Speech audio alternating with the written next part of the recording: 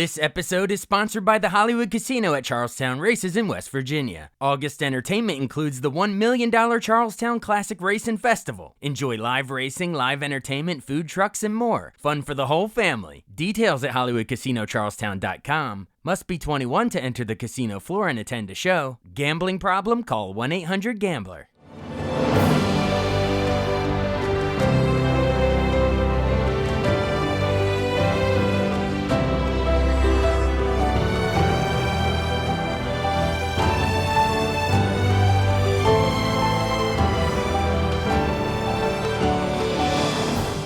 Welcome to the newest episode of Beyond the Fame with Jason Fraley. I'm your host, Jason Fraley, picking the brains of the top filmmakers, musicians, and artists of our time.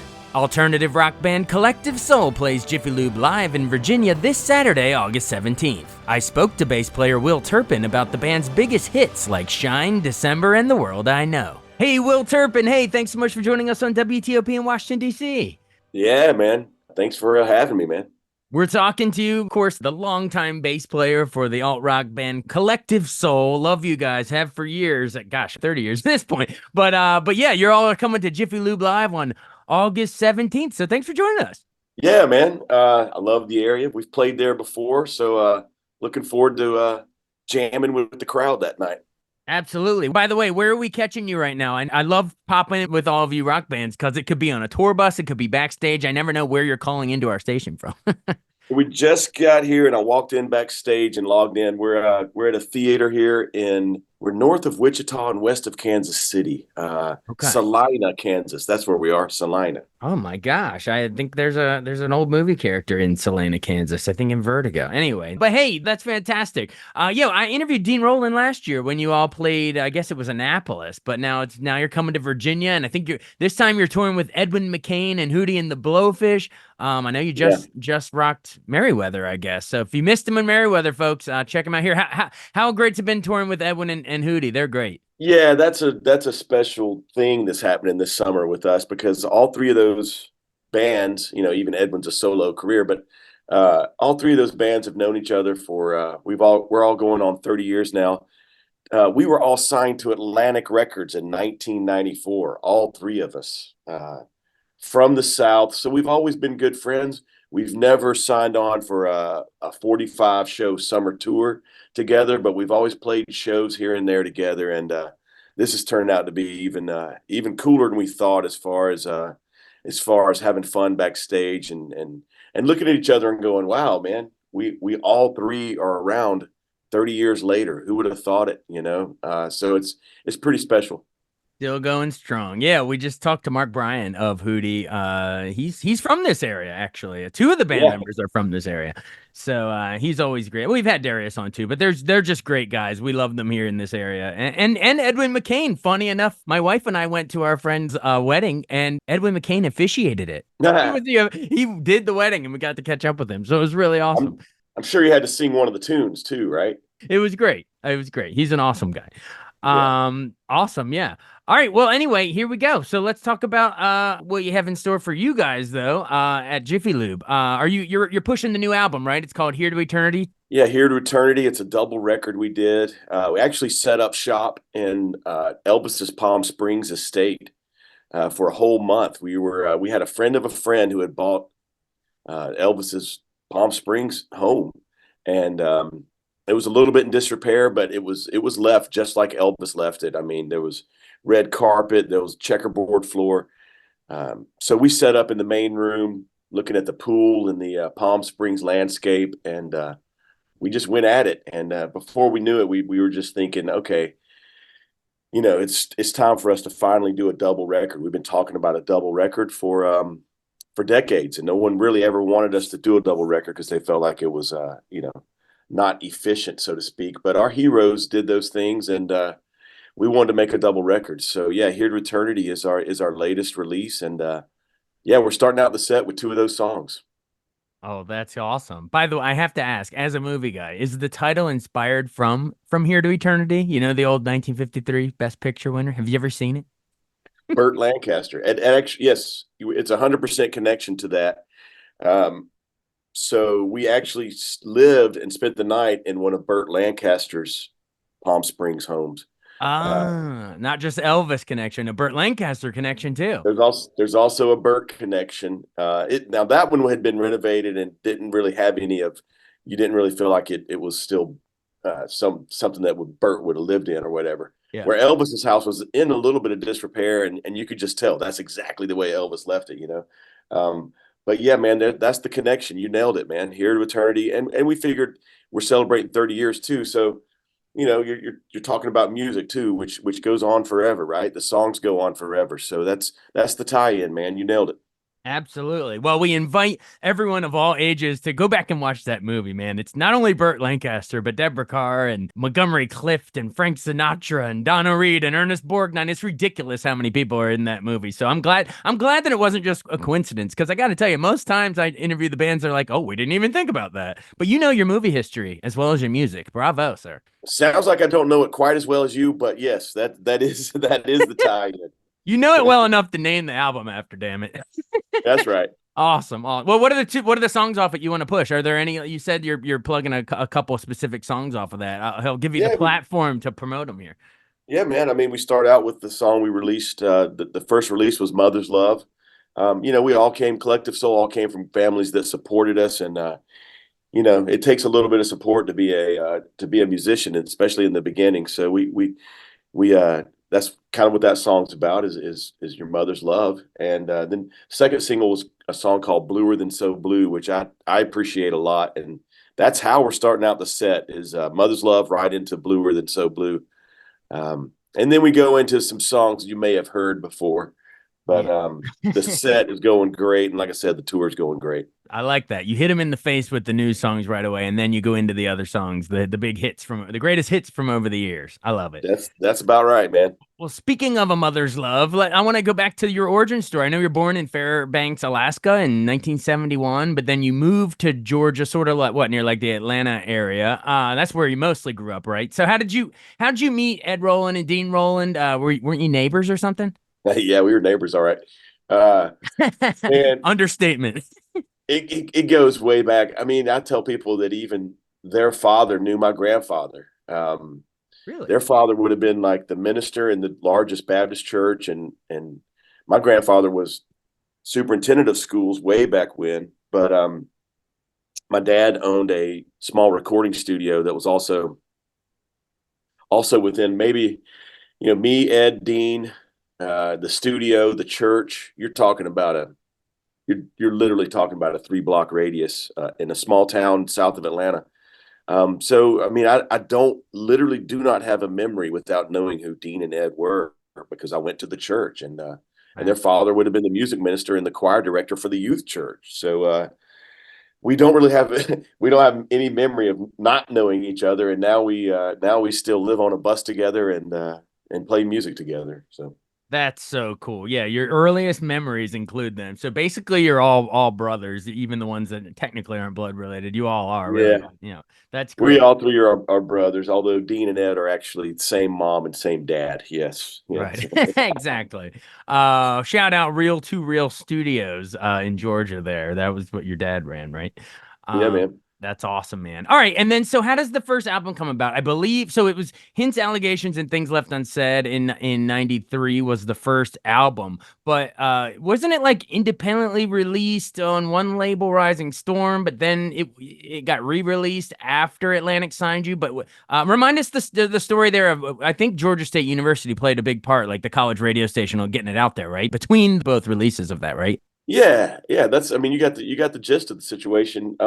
It was a small independent label in Atlanta. And it really wasn't a label. It was just created for Collective Soul, to be honest. It was an investor who created a label for us to have a vehicle to release this music. And the first radio station to play anything off Hints and Allegations was WRAS, Album 88. Dean delivered the record to the college station there, and who became a great friend of ours. Sandy Fine picked out a song called "Shine." We thought the first single or the big single would be "Good Night, Good Guy," or maybe another song I was thinking of called "Reach." But Sandy Fine picked out "Shine," and that really was the start of a tiny little snowball at the top of a hill. So by the time a commercial station added that song, added Shine to its rotation in Florida, we had pretty much every record label that we wanted to explore interested in us. And man, you know, you're starting out young. You're not really businessmen, so Atlantic Records was one of the options. And the extent of our business decision was AC/DC, Led Zeppelin, Foreigner. Let's go with Atlantic. Oh, yeah, I think that's a good track record. It wasn't just like it sounds like Atlanta. Let's do it.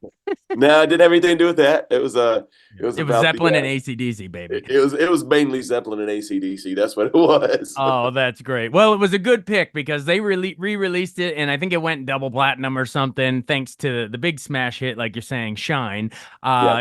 You'll even find. I think I found what VH1 greatest songs of the '90s puts it, you know, in up into like number 42 or whatever. And those rankings don't matter, but the point is that it was one of the biggest songs of the '90s. So tell me about putting together that one. Do you remember first laying down your bass line for that, or the guys writing it, or any cool stories of when you came up with it? No, and the first record really wasn't recorded as a band. So technically, I didn't record anything hardly on that record at all. I played more percussion on that record than I did bass. Because you went to school for percussion. That's right. Right. Yeah, I was at the School of Music, and my all of my better friends, all my best friends were basically Ed, Dean, Shane, and Ross. And you know, they some of those songs, if you listen to the first record, you can kind of tell which ones were recorded kind of to be a band song and or sound and were recorded with different people. But a lot of those songs Ed did almost completely by himself. He was going to pitch some of his songs to publishers to get other people to record his stuff because he was you know, he was getting around 27, 28 years old, and some of the people that he was working with, basically his age group, were getting real jobs and getting married and stuff. And so that was his idea to maybe I can sell some of these songs. And we did package it as a band, but we had no idea it was going to take off like it did.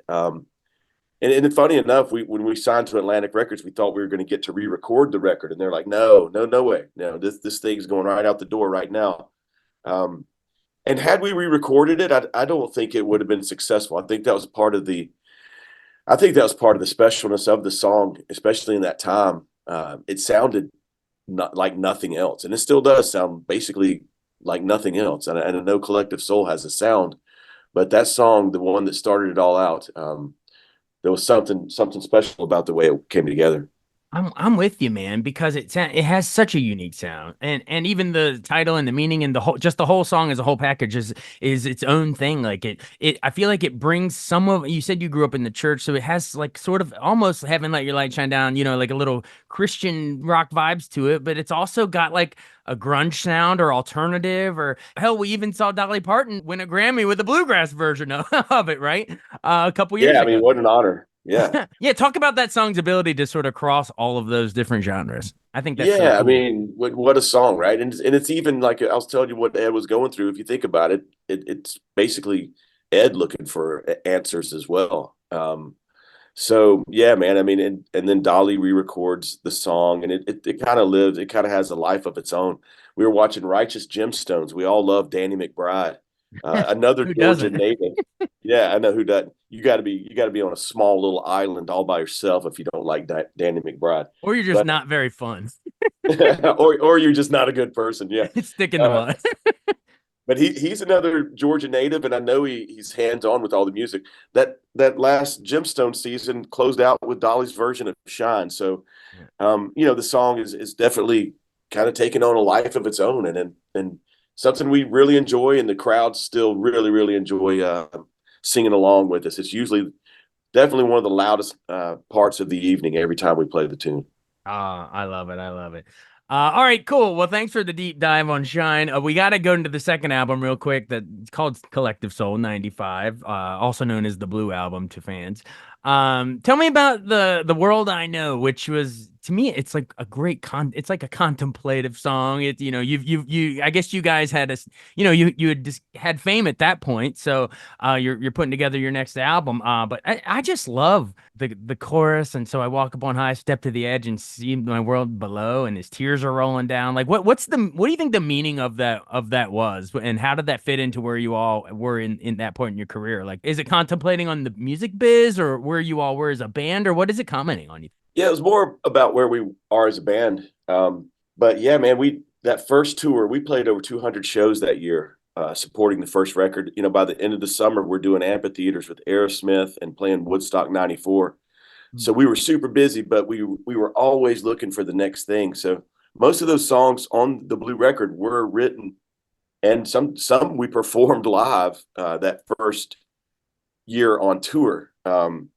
So uh, Ed actually finished that song when we were going into New York to do something with the label. I don't remember exactly. I think he finished the lyrics right before we went to Europe, and we were in New York for a couple of days before we went to Europe our first time.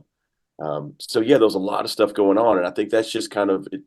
You know, Ed's lyrics are magical in the way he might be thinking of something personal that the band's going through, or something, a story that we know of, but the lyrics are ambiguous enough that almost anybody can use these lyrics and think about their lives. So the second record, man, when we got off the road in '94, probably in November. By December, January of '95, we're in Miami recording the second record, which is why it's called Just Collective Soul, because we did get to record a record as a band. And that's why it's just self-titled Collective Soul. It's our second record. But yeah, man, we had a blast there in Criteria in Miami, and we ended up coming back to Criteria for the Dosage record. But man, we were busy those first years, and we just didn't stop, man. We'd write on the road, we'd perform new songs on the road, and we'd go right back in the studio. Yeah, those first four records were all released in 5 years, in a 5 year period. So Banging them out one after another. I love it. Well, before we get into some of those other ones, I would real quick, I'd love to get a soundbite on December, which was on that same Collective Soul '95 album as The World I Know, same album, but December, you know, everyone from the title, if in case you forget, folks, it's the one that goes, "Don't scream about it, don't turn your head now, baby." You know, that one's great. But what was spitting you out? Was that like a struggle with your first manager? I think I remember Dean saying, or like the record label chewing you up and spitting you out, or what was that a comment on? yeah, you're right. It was the first option. It was more about some business stuff with the first manager. I think the funny story with December that I like to tell everybody is the label came back, and Gel was technically the first single off the second record because it was on the Jerky Boy soundtrack. I mean, go figure.